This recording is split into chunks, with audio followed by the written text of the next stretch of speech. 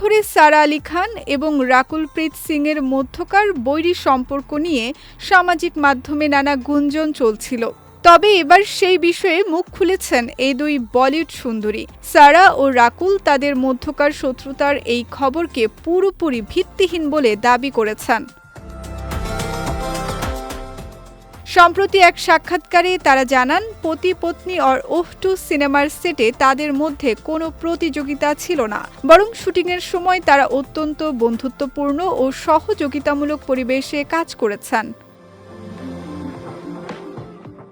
রাকুলপ্রীত সিং এই গুঞ্জনের জন্য সরাসরি সামাজিক যোগাযোগ মাধ্যম ও মিডিয়া ন্যারেটিভকে দায়ী করেছেন। তার মতে, মিডিয়া প্রায়ই দুই অভিনেত্রীর মধ্যে রেষারেষির একটি কাল্পনিক ধারণা তৈরি করে দেয়। রাকুল বলেন, যখন কোনো মন গড়া গল্প বারবার প্রচার করা হয় তখন সাধারণ মানুষ সেটাকেই সত্যি বলে বিশ্বাস করতে শুরু করে।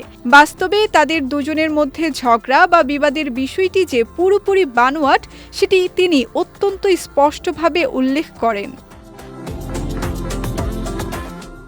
সারা আলী খান জানান, সেটে প্রত্যেকের ব্যক্তিত্ব আলাদা হলেও সবার মধ্যে ছিল গভীর পারস্পরিক শ্রদ্ধা। তার মতে, শুটিং চলাকালীন তারা সবাই একটি বড় পরিবারের মতো সময় কাটিয়েছেন। সারা আরও বলেন, পরিচালক মুদাস্সর আজিজ প্রতিটি চরিত্রকে অত্যন্ত মুনশিয়ানার সঙ্গে সমান গুরুত্ব দিয়ে সাজিয়েছেন, যার ফলে কার ভূমিকা কতটুকু বড় তা নিয়ে কোনো রেষারেষির অবকাশ ছিল না। এদিকে 15 মে মুক্তি পেতে যাচ্ছে আয়ুষ্মান খুরানা, সারা আলী খান ও রাকুলপ্রীত সিং অভিনীত পতি পত্নী और ओह 2 সিনেমাটি।